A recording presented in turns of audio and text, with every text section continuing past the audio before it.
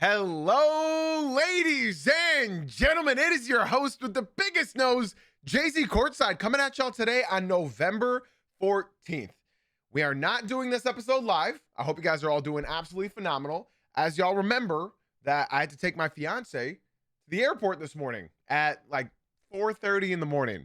So I am recording this at 6 a.m. That's right, 3 hours ahead of schedule. So today's going to be a great day for me, and I hope it's going to be a great day for you. We're going to recap briefly the games from last night. None of them were that entertaining, but there were some storylines that I did want to talk about. And then I want to go over the best of the week and the worst of the week. So we'll have three players or teams. I'm going to start mixing it up like next week. So like if there's a good, like really good individual player, like a headline or a storyline, that could be up for grabs for like best and worst of the week. I also want to talk about a couple key injuries that just occurred this week and what the diagnosis and everything else that they're going to be judging on them, because they're very important players in case you don't know. We mentioned it on yesterday's pod. Be sure to go check that out as well. Guys, before we get right into it, be sure to leave a 5-star rating and review for all my podcast listeners out there and all my YouTube watchers and enjoyers. Be sure to drop a like and subscribe. It helps more than you guys could possibly understand. Join the Discord server, please. The link will be down below. The Discord server will be linked down below. I need way more people to talk hoops with. I never really advertise my other social medias. Join our Discord server. I need some people to talk with. All right. Now, let's get right into the meat of this podcast. I want to go over quickly the games from last night because there were some fun storylines. We're going to start in Cleveland, where the Toronto Raptors got a win. I was watching this game. It was basically like every time the Raptors would let Cleveland get within 8 or 9, the Raptors would call a timeout, and then they'd go back up 13 or 14. Cleveland would call a timeout. Cleveland would bring it back within 8, 7, 6 points. Toronto would call a timeout. They'd take the lead back. And that it was just rubber banding the entire night, except they could not get within one possession. And honestly, a huge part goes to Immanuel Quickley. I know a lot of Toronto fans and people around the league do not want to give him credit. I was watching this game, and I'll admit I have not been watching as many Toronto Raptors games as I should be. But a couple things did stand out. Their defense, primarily in the second half, was solid. It was not bad. It was not bad. I mean, they gave up 31 points in the third and then 28 points in the fourth quarter.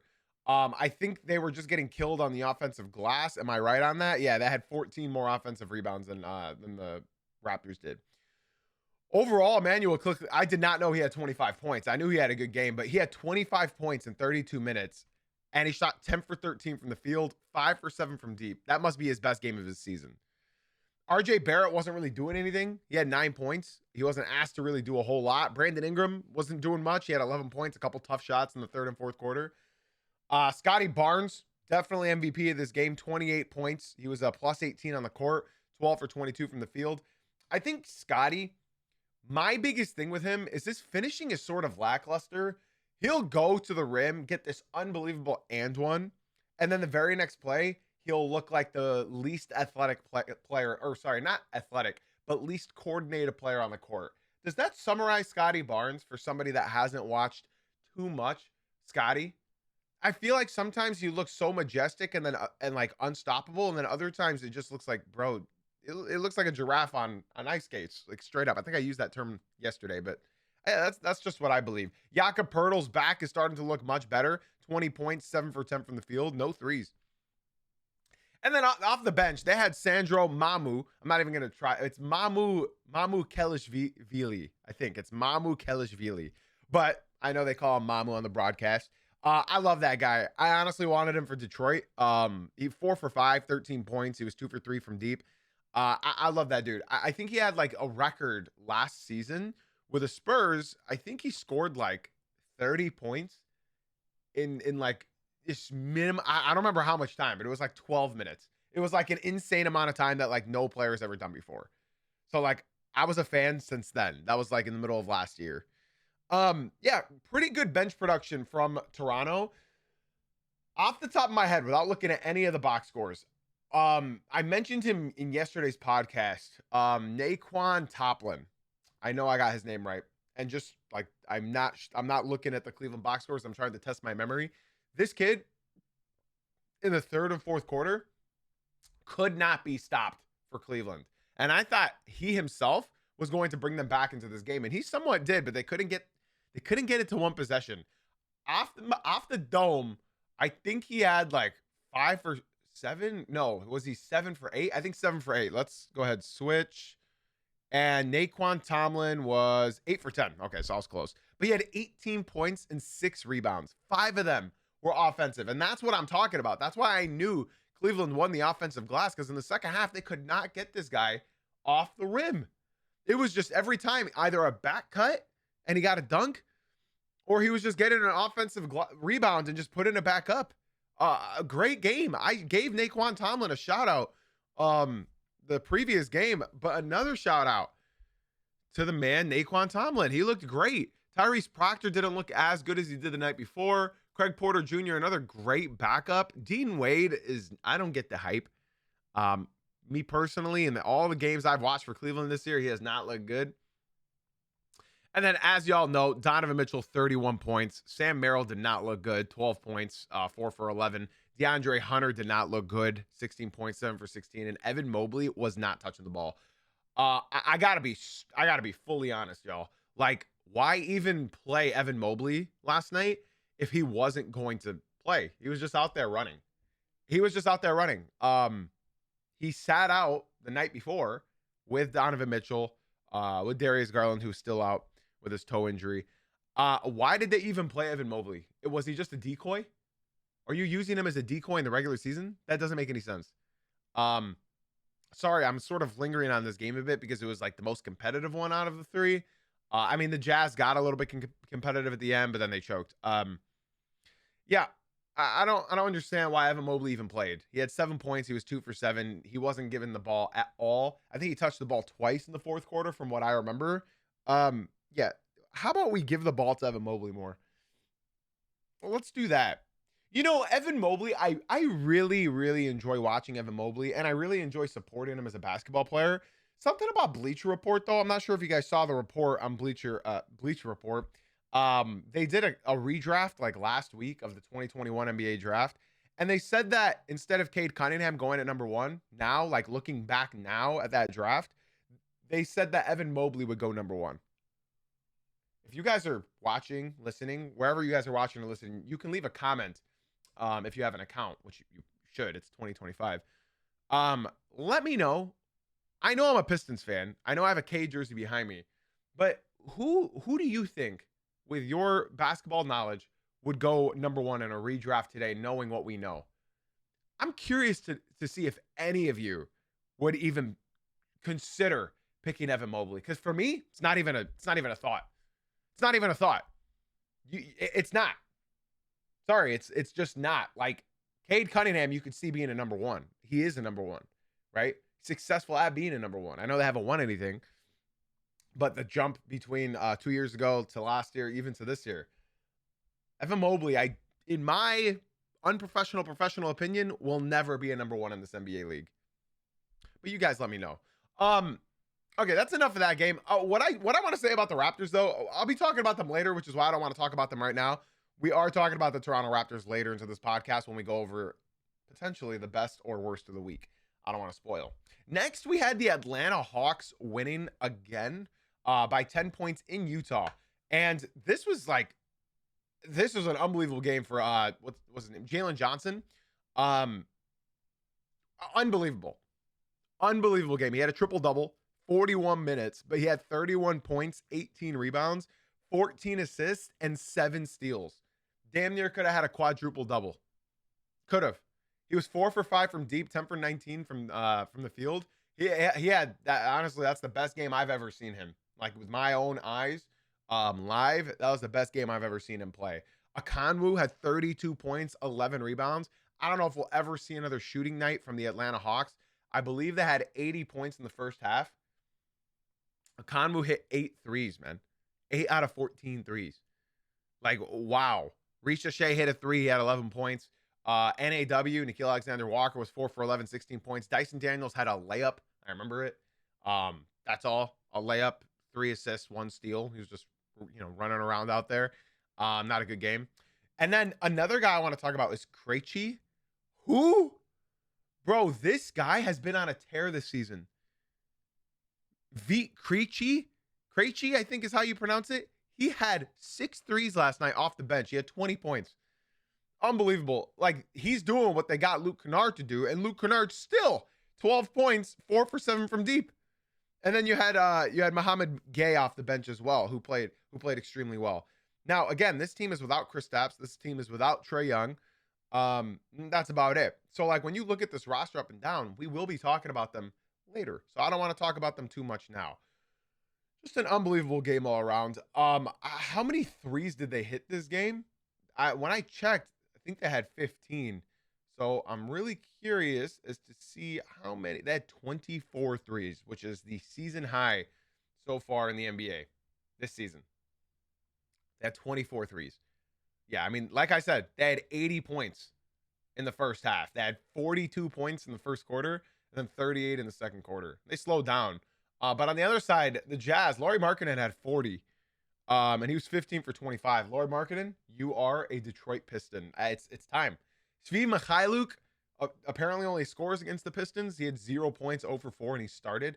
Ace Bailey is looking like a freaking stud. I was just talking about him last week. I said he wasn't impressing, or 2 weeks ago. He wasn't impressing me. He wasn't doing a whole lot. I'm mainly paying attention to Keontae George out there and Isaiah Collier. And I was like, what is what is Ace Bailey's plan his rookie year? Guess what? He started, and I don't think he'll ever not start in the NBA for a long, long time. He's going to be, whether it's for the Jazz or another team, he's going to be a starter for the rest of his career for a long, long time. Defensively, still obviously needs to improve. He's a kid, but he had 21 points, 5 rebounds, 3 assists, 2 steals. You can't teach what he already can do. 8 for 13 from the field. Unbelievable game. Lauri Markkanen, again, 40 points. Yusuf Nurkic had a 3 this game, 10 points, 10 rebounds. Keontae George, not his best game, not a great game. 19 points in 37 minutes. He was 7 for 19 from the field. And I thought Collier gave a great energy off the bench. Kyle Filipowski's not doing a whole lot. Kevin Love, they're asking him to do too much. Mind you, this team is without Gorgui Niang, who I just got called. I got called Gorgui Niang at my adult basketball league on Monday. The opposing team said, "Hey, I got Niang." And then I looked at him. I said, "Who the hell are you talking to?" So you let me know. Apparently, I look like Gorgui Niang, which, I mean, yeah. They're missing Gorgui Niang, Kyle Anderson, Walker Kessler for the year, Taylor Hendricks. So they are missing players, but no players that I think would have helped them really win this game. Other than Kyle Anderson, he probably could have done something to Jalen Johnson. Listen, man, I think the Jazz, I feel like they don't even need to trade Lauri Markkanen right now, but I want them to trade Lauri Markkanen right now. So we'll see. I don't know if he's going to be holding on to him forever over there, but yeah. And then the last game, again, we will be talking about the Hawks later on. The last game, I don't have really much to say because I'm going to be talking about the Phoenix Suns later as well. Okay. Just pure domination. Devin Booker, 33 points. Dylan Brooks, 32 points. I think he had like 12 or 15 in the first quarter. Grayson Allen, 12 points, 5 for 6 shooting. Oso went crazy, 17 points off the bench. Gillespie had 10 points off the bench. Jordan Goodwin had 10 points off the bench. Former Piston Isaiah Livers had 3 points, 1 for 3. Pretty good team effort. They were without Mark Williams and Jalen Green. Honestly, I got to say this with my chest. Again, I will be talking about them later, but the Phoenix Suns, I think it's so hard to judge them right now. But that insertion, that little injection they had of Jalen Green, I think it did something to them because obviously he came in for his debut. I think he had 29 points or something, if I remember correctly. And I was watching that game live, and it was a sight to see. It was like, wow, Phoenix basketball is actually really fun. And I think if there's any team that we're talking about today, and that like I haven't been giving enough credit yet, is the Phoenix Suns. And if you are a Suns fan, my apologies. I've been watching your games a lot. And I feel like I didn't want to talk about them too much because of teams like the 76ers and Bulls are having their best starts in like years. So I feel like the main focus was on them as well as the Pistons. But the Phoenix Suns, hey, right now it's good and the vibes are good. And I think if they had if they had Jalen Green, I think we could truly see this team and like what they could become because you're sort of seeing the culmination of vibes on this team with the Jalen Green, with the Dylan Brooks. This team, I feel like already has an identity. They held the Pacers under 100 points. What's like I know it's the Pacers who are 1-11, but it's an NBA team in 2025, and holding a team under 100 points is always difficult. I'm going to be talking about the Phoenix Suns again later, but that's sort of what I wanted to just touch base on. Indiana side, I mean, come on, like Siakam 19 points, 6 for 14, Aaron Nesmith 10 points, Nembhard 21. So I'm sorry, it's an off year, guys. It's an off year. You're taking the year off. It's fine. On the other side, I wanted to talk about the injuries. I have them. Oh, oops! I clicked the wrong widget on the YouTube, so I'm sure you just saw that thing pop on and off. Okay, I wanted to talk about the injuries to Jalen Brunson and Paolo Banchero. So Jalen Brunson of the New York Knicks and Paolo Banchero for the Orlando Magic. What do these injuries mean? Okay, now I'm not going to like actually define you the injuries that these guys endured, but what do they mean to the team? Okay, so the New York Knicks, we'll start with them because they're a higher seed. The New York Knicks right now are 7-4 for the season, and tonight they play for the in-season tournament, the Miami Heat. The New York Knicks are being led by Jalen Brunson. He's averaging 28 points per game, and he's also leading them in assists with 6.5 assists per game. Now, when you look up and down this team, they are 7th in three-point percentage. They're 5th in field goals attempted. They're 1st in three-pointers made. 9th in rebounds, 9th in points. So, like, when you see this roster, you know what they're going to do. And I think the main thing here is what are they going to lose with Jalen Brunson? Okay. So, for example, 2 games ago, Jalen Brunson against the Grizzlies, which doesn't, counts, but right, he had 6 threes. He had 6 of the team threes. So you're losing his shooting. You're losing his playmaking. There is something exciting that you could gain with this. The injury that he endured was a ankle sprain, and they said that it's going to be evaluated daily, reevaluated daily. So I don't think it's going to be severe, but it sounds like it's that same ankle that he tweaked last year and missed 15 regular season games, and then in the playoffs he kept re-injuring that same ankle. So I think this is a trend, and I think that this is something that Jalen Brunson is going to probably have to play through the rest of this year and potentially like a good portion of his career. Obviously he was still heroic in the playoffs last year, and he led this team all through the regular season. But if it's like looking more and more serious, and this could be a potential threat long term, I think he needs to sit out for more than 15 games. I think Jalen Brunson is the heart and soul of not just Madison Square Garden, but the New York Knicks. If he needs to miss 15 games, then he needs to miss 15 games. I wouldn't rush him back for the sake of winning regular season games. It's the East, so, home court may not be as important this year as it was last year and the year prior. So maybe make sure he's okay, rejuvenated, and that he can come back for the playoffs strong. But yeah, he'll be reevaluated daily. He could miss 3 games. He will be missing tonight against the Miami Heat. But he could miss a couple games, or he could miss a handful of games. And the same thing for the other side with Paolo Banchero. He also has sort of the same timeline. He strained his left groin. But I don't think Banchero is necessarily as important to his team that Jalen Brunson is for the Knicks. Now, before Paolo, haters get at me, I mean, let's just look at it. Like, Paolo Banchero only leads this team in rebounds as far as stats-wise. And I think Banchero sort of kills every possession that he doesn't score on. So I think he can't play off ball. I'm not saying anything like revolutionary here. We all know Paolo Banchero's main weakness on offense is that he can't play off ball. That's just not in his repertoire. He's not going to catch and shoot. He's not going to backdoor cut. He's not going to just sit in the dunker spot. He wants the ball at the top of the key or at the wing, and he wants to dribble, dribble, dribble, dribble, dribble, step back, midi, or dribble, dribble, dribble, use your size and get to the rim.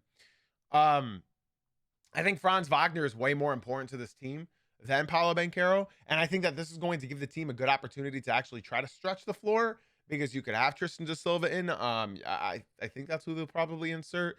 And you can see this team with a little bit more floor spacing. Now, I'm not saying Paolo Banchero is not a good player. He's a great player. But let's see this team. I think Franz Wagner, if it was the other way around, then I would be more concerned. If Franz Wagner had gotten hurt, I would be a little bit more concerned because last year, obviously, they were all dealing with injuries back and forth, back and forth. They kept taking turns with injuries.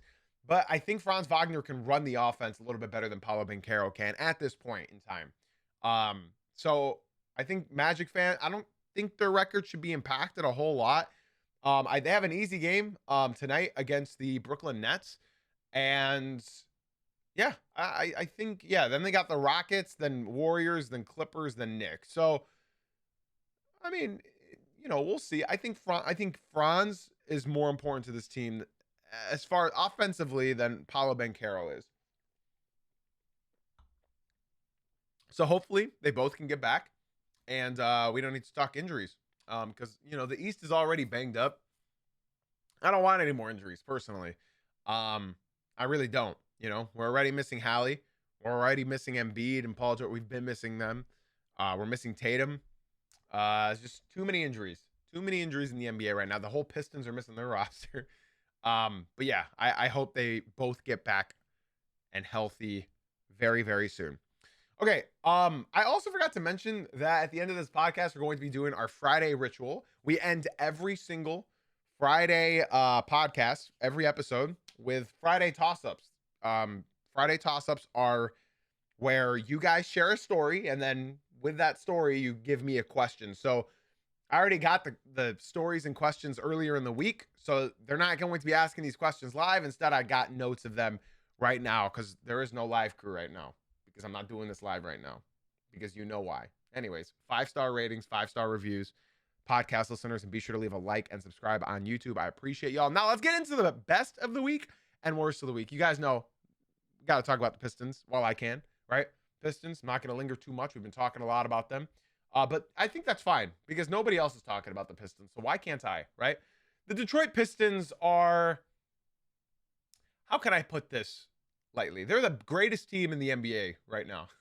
No, in the East, they are the number 1 seed. They're on an 8-game winning streak. The Pistons went on an 8-game winning streak last year when we acquired Dennis Schroeder. The last time the Pistons had a 9-game winning streak was 2005. I was 6 years old. At that point I was 7 years old. I was 7 years old last time we went on a 9-game winning streak. Again, the Pistons are they're 14th in points, so that's just going up and up. They're second in rebounding, 18th in assists, unfortunately, second in steals, second in blocks, 8th in field goals made, 8th in field goals attempted. They lead the league in and ones. They lead the league in most points scored in the paint per game. But unfortunately, they're a bottom 3 team in the league at 3-pointers made and 3-pointers attempted. The Detroit Pistons right now are one of the grittiest teams in the NBA. Tonight, it's the in-season tournament against Philadelphia in Detroit. What I'll say about tonight is I think Cade and Duren have been upgraded to questionable, which is an upgrade. Questionable to play tonight.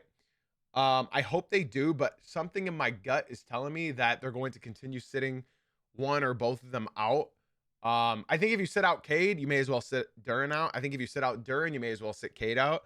I think because they won the last game with all of the starters out, including 2 more backups, I think they might sit them out again just because they won the last one.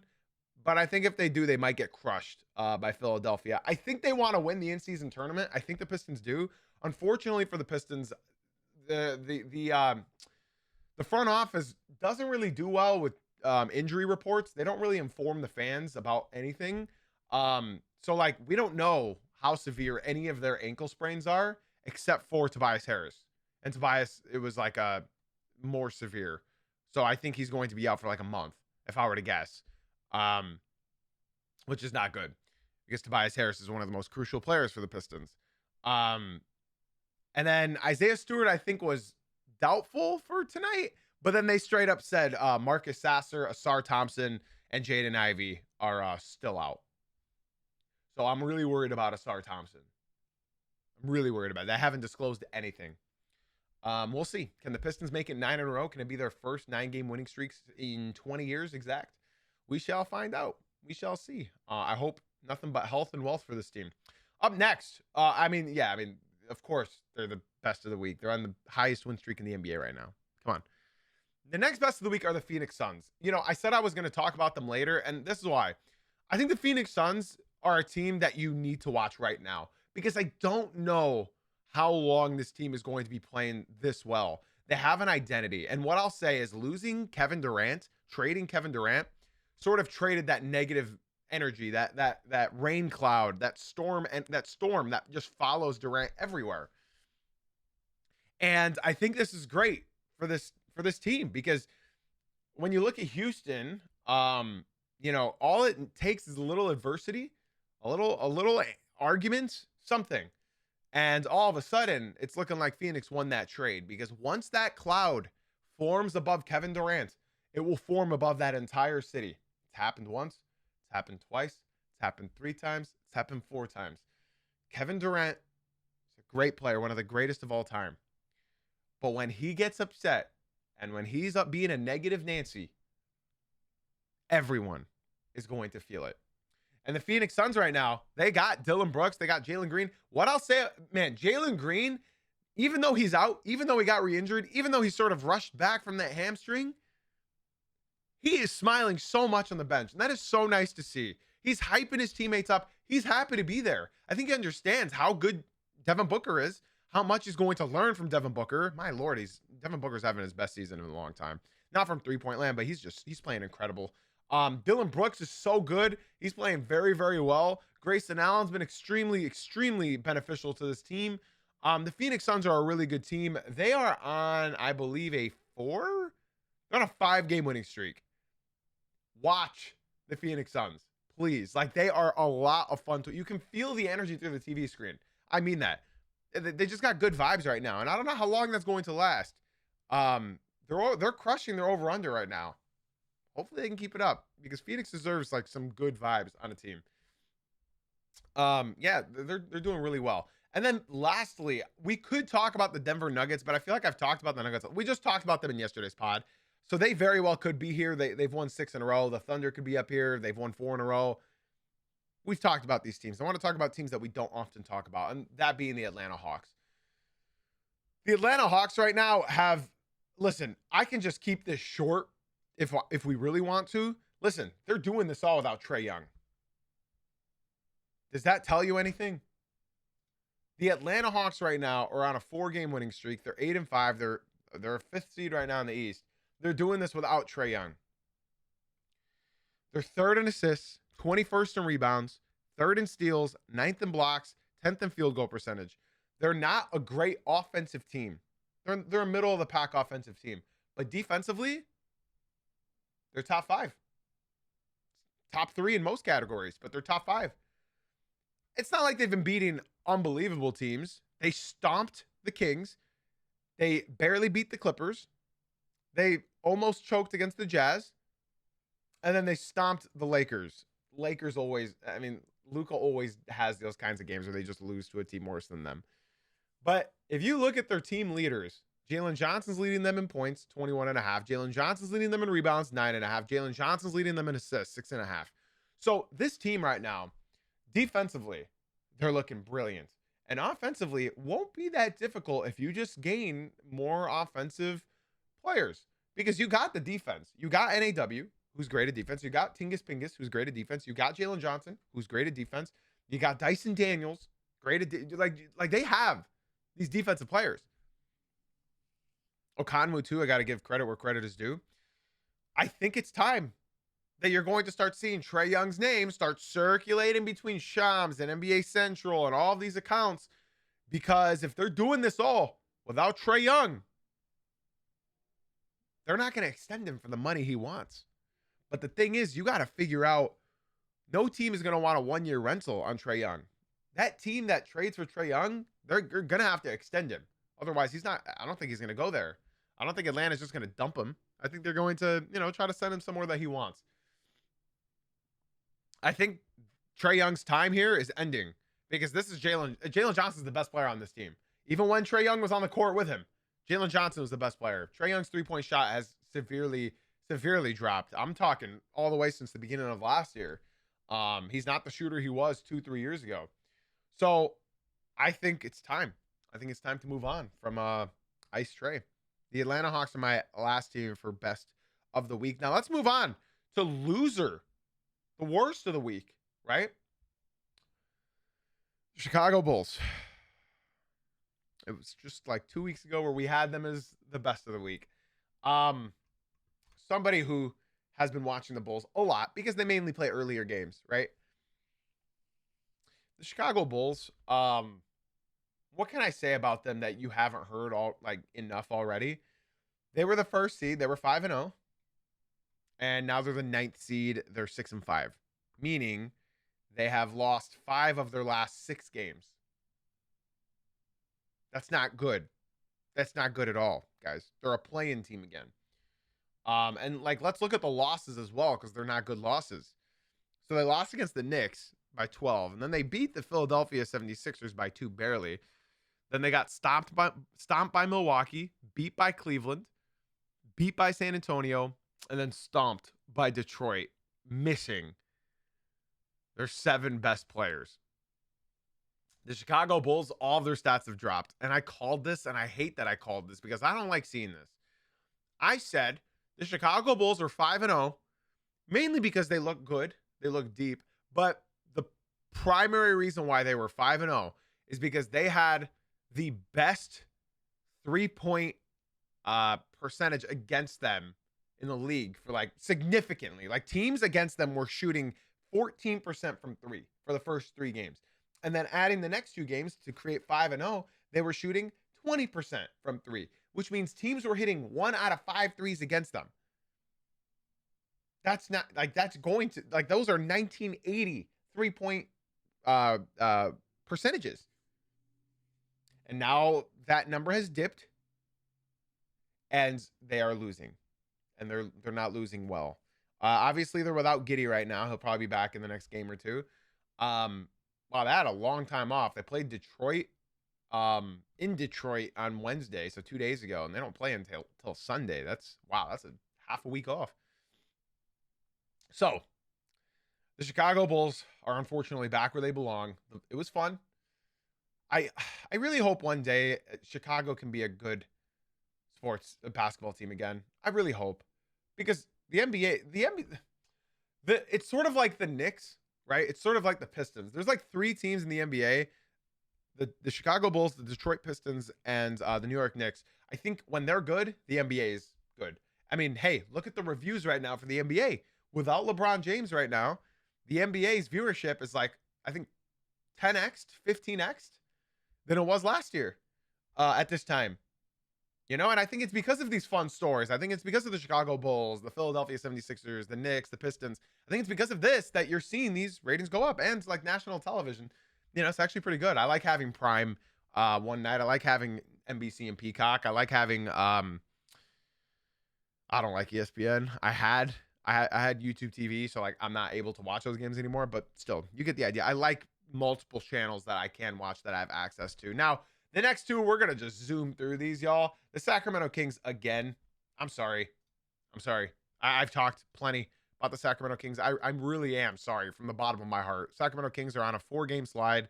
They're 3-9. They're a horrible basketball team. They're ran horribly from the top down.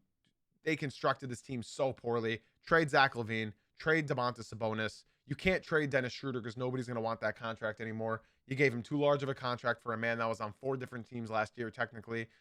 But you gave Schroeder literally his last big contract in his NBA career. So, yeah, trade everybody. Just trade everybody. Have a fire sale. It's over. I mean, they're not just losing, guys. They're not just losing. They are getting destroyed in these games. They lost by 33 to the Atlanta Hawks. I think they were down 40 at one point. This is at home as well. This is in Sacramento, in front of their fans, where they have that beam that they light when they win. They lost by 33 to the Atlanta Hawks. And then before that, they lost by 24 against the Nuggets. Before that, they lost by 30. Yeah, they lost by 30 against the Timberwolves. The night before that, 2 nights before that, they lost by 30 against the Kings. Or sorry, against the Thunder. This is not a good basketball team. They were constructed horribly.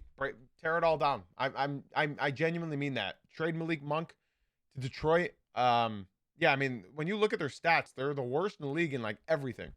Points, rebounds, assists, steals, blocks, field goals made, field goals attempted, three-pointers made, three-pointers attempted, free throws made, free throws attempted. Like, they're literally the worst. Offensive rebounds are yeah, there's not much I can say. And then lastly, the Los Angeles Clippers, again, because both of these guys were worst of the week last week, okay? The Clippers on a 6-game slide. I get it. They've missed Kawhi. They've missed Harden at points. Wow. For once, I didn't hype the Clippers up because I've had enough of this team, and I'm glad I didn't. They're horrible. They're just like the Kings, except they're old. They're too old. Look at these games that they've lost. Against Miami, they lost by 1. Against the OKC, they lost by 20. In Phoenix, they lost by 13. Rematch, except in LA against Phoenix, they lost by 11. Again at home, they lost by 3 against the Hawks. Again at home, 3-game homestand, they lost by 14 to the Denver Nuggets. They gave up 55 points to Nikola Jokic, and Nikola Jokic scored more points than their entire starting lineup combined. Yeah, the Clippers are old. I don't think they're going to do anything. They can't blow it up. They like physically can't. I mean, think about it. Like most of their contracts, like the Warriors, expire in 2027. So I think they're just going to ride off into the sunset with Kawhi Leonard and just, hey, this is what happens. We're old. We're the oldest team in NBA history. The oldest ever. I think they're just going to ride off into the sunset and let this end, and then the curse can continue with another roster. We'll see. This team is horrible. I had them as a guaranteed playoff. I think I had them as a playoff lock. I said with Kawhi Leonard, James Harden, Ivica Zubac as being a top 6, top 7 center in the NBA at that point. I said Chris Paul helping off the bench. He's been starting for the Spurs. Why is Chris Paul not? He's about to hang it up, man. And that's all for the worst of the week. Okay. Yeah. Fun weekend of NBA basketball ahead of us. But before that, let's go ahead and get into the Friday toss-ups, y'all. So these are all from the live chat in the Twitch streams. If you guys want to get involved with them, again, the Twitch link will be down below. It's Jay-Z Uncut on Twitch. The link will be down in the show notes. Okay. So up first, we have Austin Flip, big supporter of the community on Twitch. He said, Jay-Z, I entered into a giveaway for a brand new Scotty Cameron experimental fastback 2 putter worth $850. When was the last time you won a giveaway? I don't think I've won a giveaway since elementary school. And that giveaway must have been like a pack of erasers or something. My luck is awful. Like as far as like random luck, I just don't get my name pulled. I've entered a lot and I just can't say. So I wish I had a better answer for you, Austin, but I just don't have it. I don't have it. I'm sorry. I don't think I've won one in a long, long time. Okay, we have a couple more. We'll probably save a couple of these, but here we go. DK said, I was walking past my toilet and seen water trickling from under the door. I opened it and the floor was drenched. Whole toilet bowl was filled to the brim. Went outside and the manhole was also overflowing. Picture me in my boxers. He's ripped. So picture a ripped Irish guy in his boxers outside at midnight in the freezing cold trying to unclog the drains. Jay-Z, when was the last time that you felt so hopeless? Wow. That is, I hope you got that figured out, DK. I'm really sorry to hear that. Longtime supporter of the community. He's been around for almost 5 years now. That's right. We were a gaming creator, just so you guys know, prior to us switching to the NBA niche. Wow. The last time I felt hopeless. That is a good one. You know what? I'd say the last time I felt hopeless was Monday. In my adult basketball league. We were down. We lost by 25. I was doing all I can. We had no camaraderie. I had no help. I did all I can. I felt hopeless that Monday night. We just could not get the lead under 20. Yeah, we couldn't do it. So yeah, it may not be as severe as you finding that your toilet clogged, but definitely the last time I felt hopeless. Okay, we got a couple more here, but we're gonna finish up on this last one. Okay. Here we go. I remodeled. This is Kirsch. This is Kirsch, longtime supporter of the Twitch stream as well. I remodeled a house with little experience, and I was worried that I just could not handle it. But it turned out overall great. What's a time that you surprised yourself? Wow. That's good. I'd say this basketball content creation thing. I know it's pretty generic of a response, but switching from a video game niche that I've been somewhat trapped in for 5 years. It's nice. I couldn't believe that we'd have this great of a start already. Now, obviously, I want Jay-Z Courtside to take off with the shorts, with the podcast. I really want to be a mainstead podcast in everyone's homes and cars and, work. I hope one day, people are listening to me when they're going to work or tuning into the episodes live every morning, right? I hope. But our basketball channel, our documentary channel, Jay-Z Uncut, I'm really impressed with the growth of that channel in just these 7 months of uploading. I'm very happy. I think we're nearing 10,000 subs here pretty soon, and I think after that, the channel is just going to be zooming. I'm really happy with how it's going. I think the quality of production has just been skyrocketing as well. I couldn't do that without our greatest editor in the world, Josh. But yeah, that's the last time I've surprised myself. I'm really happy with how all of it's going. I wish it would just speed up, but we're getting sponsorships offers now, which is great. It pays for the videos. And yeah, I'd say that's when I surprised myself. I've been very, very blessed to see that, we've had a good start, and this is our first NBA season where we're actually covering the NBA. So it's a lot of fun. And guys, that's going to do it for Friday toss-ups. We got more next week, so please do me a favor, submit some more toss-ups. Join the Discord, ask a question, join the Discord, talk with me, talk with the community. Please, we need more people to talk hoops with. Just plain and simple, we do. Podcast listeners, 5-star ratings and reviews. YouTube viewers and watchers, drop a like, subscribe. It helps more than you guys could possibly ever understand. Excuse me. It is 7 a.m. and we're ending this podcast. Talk about getting an early start to your day. Maybe I should start waking up at 4 a.m. every day. Not going to do that. Guys, we will be back Monday morning, 9 a.m. Eastern live. Okay? So, podcast listeners, you'll probably get it, an hour later, around 10:30 a.m. Eastern. But YouTubers, Twitchers, everyone who watches live, we will be live at 9 a.m. Monday morning, Monday through Friday. Okay? I hope to see you guys there. Tune in for the one time. If you're watching this post-production, tune in live. What's stopping you? Nothing. It's a much better experience. Guys, I got nothing left to say except for leave 5-star ratings and reviews and leave a like and comment on YouTube. Thank you for being here. Thank you for being you. And as always, guys, thank you for watching/listening. I will see y'all Monday at 9 a.m. Eastern. Go Pistons, baby. Have a blessed weekend, everybody.